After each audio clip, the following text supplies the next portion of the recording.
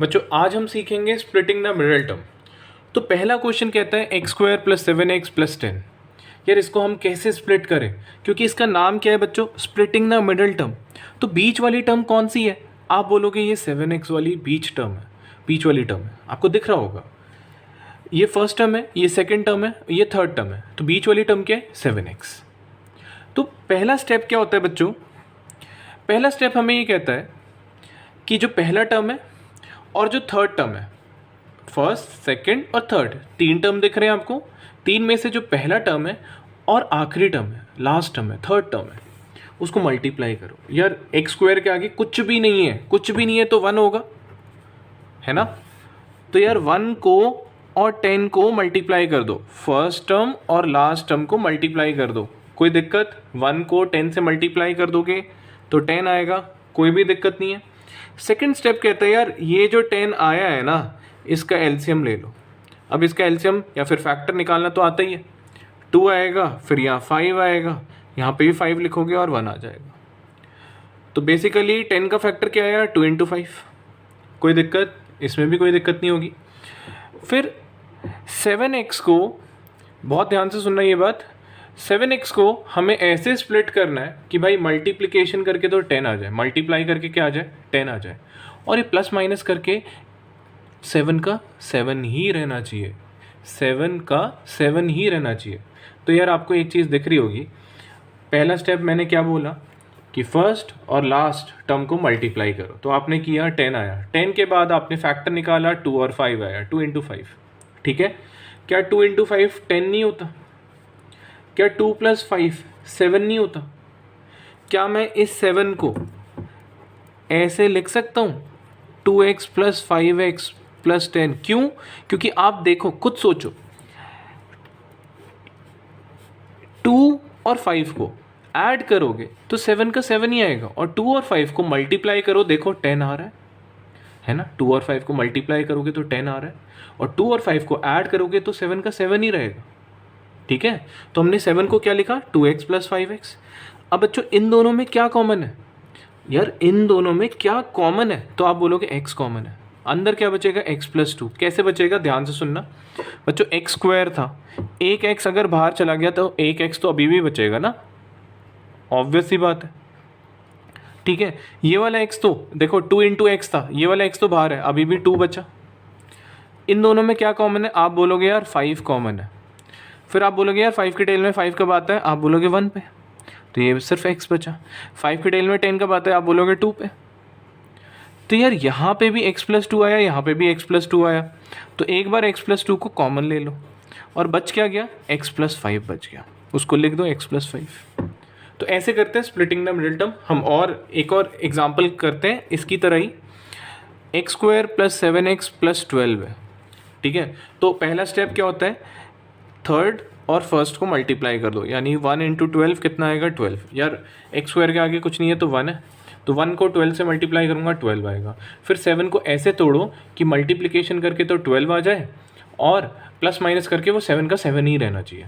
तो यार 12 का एलसीएम ले लो सबसे पहले। तो आप यहाँ लिखोगे 2, फिर यहाँ लिखोगे 6, फिर से 2, यहाँ 3, फिर 3 और 1। तो क्या आया एलसीएम? 2 × 2 × 3 आया। ठीक है, फिर मैंने क्या बोला कि 7 को हमें ऐसे लिखना है कि मल्टीप्लिकेशन करके तो वो 12 आ जाए, और एडिशन करके या सब्सट्रैक्शन करके वो 7 का 7 ही रहना चाहिए। ठीक है, तो देखो 12 का फैक्टर निकाला हमने। 12 का फैक्टर क्या आया? 2 × 2 × 3। क्या ये आपको 4 नहीं दिख रहा? 2 × 2 कितना होता है? 4। क्या 4 × 3 = 12 होता है? क्या 4 + 3 7 होता है? तो आपको समझ आ गया होगा कि यार 7 को हम क्या लिख सकते हैं? 4x + 3x। क्यों बच्चों, क्यों लिख सकते हैं? क्योंकि आपको पता है 4 को 3 से मल्टीप्लाई कर रहा हूँ तो 12 आ रहा है, जो कि मेरे को चाहिए, और 4 और 3 को ऐड कर रहा हूँ तो 7 ही आ रहा है। इन दोनों में क्या कॉमन है? x कॉमन है, बचेगा क्या? x + 4। यार ऑब्वियस ही बात है, इन दोनों में क्या कॉमन है? 3 कॉमन है, क्योंकि 3 की टेल में 3 कब आता है? 1 पे, तो सिर्फ x बचा। 3 की टेल में 12 कब आता है? 4 पे। बच्चों ये और ये सेम आना चाहिए, तभी आपका आंसर ठीक है। जब ये दोनों सेम नहीं आएंगे तो आप समझ जाना आपका आंसर ठीक नहीं है। x + 4 कॉमन ले लो, बचा क्या? x + 3, x + 3 लिख दो। ठीक है, नेक्स्ट एक और क्वेश्चन कर लेते हैं यार। X square plus 6x plus 9, x square plus 6x plus 9, बहुत इजी क्वेश्चन है। फिर से यार वही करना है, फर्स्ट को लास्ट टर्म से मल्टीप्लाई करना है, 1 इंटू 9 9, फिर 6x को ऐसे स्प्लिट करना है, ऐसे तोड़ना है कि मल्टीप्लिकेशन करके तो 9 आ जाए, 9 1 जा कितना होता है 9 आ जाए, और एडिशन करके 6 का 6 ही रहे। तो यार पहली बात तो 9 का एलसीएम ले लो, 3 और 3 आ जाएगा। अब ये बताओ, क्या 3 इंटू 3 9 नहीं होता? क्या 3 प्लस 3 6 नहीं होता? तो मेरे को आंसर मिल गया। देखो मैं 3 को मल्टीप्लाई कर रहा हूँ तो मेरे को 9 ही चाहिए था, और 3 को 3 से ऐड कर रहा हूँ तो 6 भी आ रहा है। तो क्या मैं 6x को ऐसे लिख सकता हूँ 3x प्लस 3x? भाई 6 ही तो रहेगा, 3 प्लस 3 6, और 3 इंटू 3 9, जो कि मेरे को पहले स्टेप में चाहिए था, वही मिल गया मेरे को। इन दोनों में क्या कॉमन है बच्चे? x कॉमन है, अंदर बचेगा x प्लस 3। इन दोनों में क्या कॉमन है? 3 कॉमन है, अंदर बचेगा फिर से x प्लस 3। ये x प्लस 3, ये भी x प्लस 3, यानी कि हमारा आंसर ठीक है। मैंने अभी अभी बताया था, अगर ये दोनों सेम नहीं आएंगे तो समझो हम कुछ गलत कर रहे हैं, अगर ये दोनों सेम आ रहे हैं तो हम ठीक कर रहे हैं। तो ये x प्लस 3 मैंने कॉमन ले लिया, बचा क्या? एक और x प्लस 3 बचा। चलो एक और क्वेश्चन कर लेते हैं। X square plus 2x minus 15। तो बच्चों फिर से वही करना है, पहला स्टेप यही होगा हमारा कि पहले टर्म को लास्ट टर्म से मल्टीप्लाई करो, 1 इंटू माइनस 15, कितना आएगा आंसर? माइनस 15। ठीक है, फिर 15 का एलसीएम लो, कितना आएगा? 15 आएगा 3, फिर यहाँ लिखोगे 5, और यहाँ पे आप लिखोगे 3 इंटू 5 कितना होता है? 15 होता है। ठीक है, बिल्कुल ठीक है। पर बच्चे यहाँ तो +2 है, तो और यहाँ तो 3 इंटू 15, 3 इंटू 5 15 होता है। तो मैं कैसे लिखूँ 3 और 5 को कि ये +2 आ जाए? बच्चों सिंपल सी बात है, अगर यहाँ +2 है तो इन दोनों में से बड़ा कौन सा है? 3 और 5 में से बड़ा कौन सा है? तो आप बोलोगे यार 5 बड़ा है, तो 5 के आगे पहले तो प्लस दो। ठीक है, 3 और 5 में से बड़ा कौन सा है? +5 है, और 3 के आगे माइनस का साइन लगाओ। ऐसा क्यों? क्योंकि आपको ये पता है +5 अगर बड़ा है, +5 3 से तो बहुत बड़ा है, और आपको पता है प्लस माइनस क्या होता है? माइनस होता है। 5 बड़ा है तो 5 के आगे जो भी साइन होगा वही आपका लगेगा। ठीक है, 5 और 3 में कौन बड़ा है? 5 बड़ा है, उसी का साइन लगेगा। 5 में से 3 गए, कितने बचेंगे? +2। देखो मेरे को +2 लाना था तो 5 के आगे मैंने प्लस का साइन लगाया। अगर मेरे को -2 लाना होता तो मैं 5 के आगे माइनस लगाता और 3 के आगे पॉजिटिव लगाता, क्योंकि 5 - 3 आपको ये पता है -5 + 3 -2 हो जाता। पर क्योंकि यहाँ +2 था बच्चे, +2 होने की वजह से मैंने 5 के आगे पॉजिटिव साइन लगाया। उसके बाद आगे बढ़ते हैं, क्या 5 इंटू -3 -15 नहीं होता है ना? 5 इंटू -3, देखो हमारा एक सिंपल सा फंडा है कि एडिशन करके या सब्सट्रैक्शन करके +2 आना चाहिए, और मल्टीप्लिकेशन उसी नंबर को मल्टीप्लाई करके जो पहले स्टेप में आपको मिला है, इन दोनों टर्म को मल्टीप्लाई करके जो भी आपको मिला है वही आना चाहिए सेम।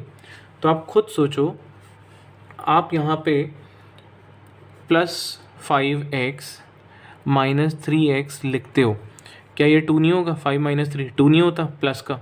और क्या 5 इंटू 3 -15 नहीं होता? तो आपको मिल गया। x कॉमन ले लो, x + 5, 3 कॉमन ले लो, वो भी बचेगा x + 5, तो x + 5 x - 3। ध्यान से सुनना बच्चों, इन दोनों में x कॉमन है तो अंदर क्या बचेगा? x + 5। इन दोनों में क्या कॉमन है? देखो एक तो माइनस कॉमन था, एक दोनों एक दूसरे की टेबल में 3 पे आते हैं। 3 की टेबल में 3 कब आता है? आप उसको लिखो चाहे मत लिखो, 1x लिखो या मत लिखो, एक ही बात है। फिर से माइनस माइनस कितना होता है? प्लस होता है। 3 की टेबल में 15 कब आता है? 5 पे। देखो ये दोनों वैल्यू सेम आ रही है तो लिख दो एक बार, इन दोनों को एक साथ लिख दो। ठीक है बच्चों, नेक्स्ट क्वेश्चन देखो। अब पहला स्टेप वही रहेगा, 3 को 2 से मल्टीप्लाई करो, फर्स्ट और लास्ट टर्म को मल्टीप्लाई करो, 6 आया। हमें ऐसे स्प्लिट करना है -5 को कि मल्टीप्लाई करके तो 6 आ जाए और एडिशन करके या सब्सट्रैक्शन करके -5 ही रहे। तो 6 का एलसीएम क्या होता है बच्चों? 2 और 3, तो 2 × 3, क्योंकि यहाँ माइनस है तो आपको ये पता है आप यहाँ पे क्या कर सकते हो, यहाँ माइनस दोनों जगह लगाओगे। क्यों? क्योंकि यहाँ +6 है, क्योंकि आपको ये पता है -2 × -3 कितना हो जाएगा? +6, और -2 -3 कितना होता है? -5। क्या मैं -5 को -2x -3x लिख सकता हूँ? क्योंकि ऐड करके देखो 5 ही आएगा, -2 -3 -5 ही आएगा, और -2 और -3 को मल्टीप्लाई करके आपका 6 ही आ रहा है, जो कि आपको चाहिए था, है ना। इन दोनों में क्या कॉमन है? देखते ही समझ आ गया होगा, 2x कॉमन है, अंदर क्या बचेगा? x - 1। इन दोनों में क्या कॉमन है? 3 कॉमन है, अंदर क्या बचेगा? x - 1। क्यों? क्योंकि 3 की टेल में 3 कब आता है? 1 पे। 3 की टेल में 3 कब आता है? 1 पे। Minus minus plus, plus minus minus. Similarly यहाँ पे प्लस है, कुछ साइन नहीं है तो प्लस है, प्लस प्लस प्लस। 2 की टेल में 2 कब आता है? 1 पे। x² में से एक x तो बाहर है, एक x बचा। ये पूरा का पूरा 2x बाहर है, ये पूरा का पूरा 2x बाहर है, तो सिर्फ 1 बचेगा ना यार। कोई भी नंबर अगर नहीं दिख रहा ना आपको, 2 1 से तो मल्टीप्लाई हो ही रहा होगा, तो इसलिए ये 1 आया आंसर। ठीक है, आगे ये और ये सेम आ रहा है तो लिख दो x - 1। बचा क्या? 2x - 3, लिख दो 2x - 3।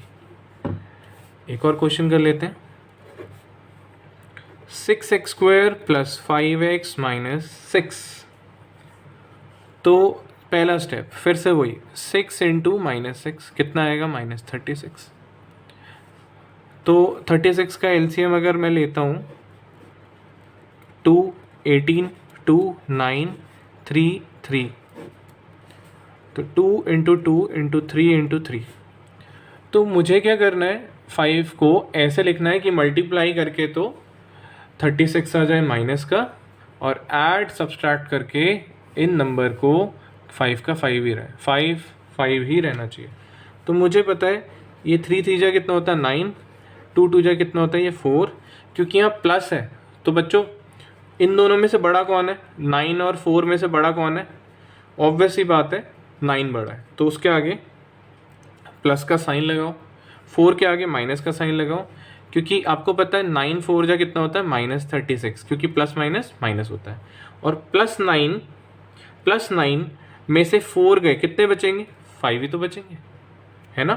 तो क्या मैं इस 5x को ये लिख सकता हूँ +9x - 4x - 6। मैंने 5 को क्या लिख दिया? 9 - 4, क्योंकि 9 4 जा कितना होता है? 36 ही होता है। देख लो, +9 - 4 को मैं मल्टीप्लाई करता हूँ तो -36 ही आएगा, जो कि मुझे चाहिए था। और 9 को 4 से माइनस करता हूँ तो 5 ही आएगा। इन दोनों में क्या कॉमन है? 3 कॉमन है, और x भी है दोनों के पास, तो x कॉमन ले लो। 3 की टेल में 6 कब आता है? 2 पे। x² में से एक x बाहर है तो एक x अभी भी बचेगा। 3 की टेल में 9 कब आता है? 3 पे। ये वाला x तो बाहर ही है, कॉमन ले लिया। माइनस कॉमन है इन दोनों में, और दोनों ही 2 की टेबल में आता है तो 2 कॉमन ले लो। 2 की टेल में 4 कब आता है? 2 पे। x 2 की टेल में 6 कब आता है? और माइनस माइनस प्लस हो जाएगा, 2 की टेल में 6 3 पे आता है। तो ये दोनों सेम आ रहे हैं, यानी कि हमने ठीक किया, 2x + 3। और क्या बच गया? 3x - 2।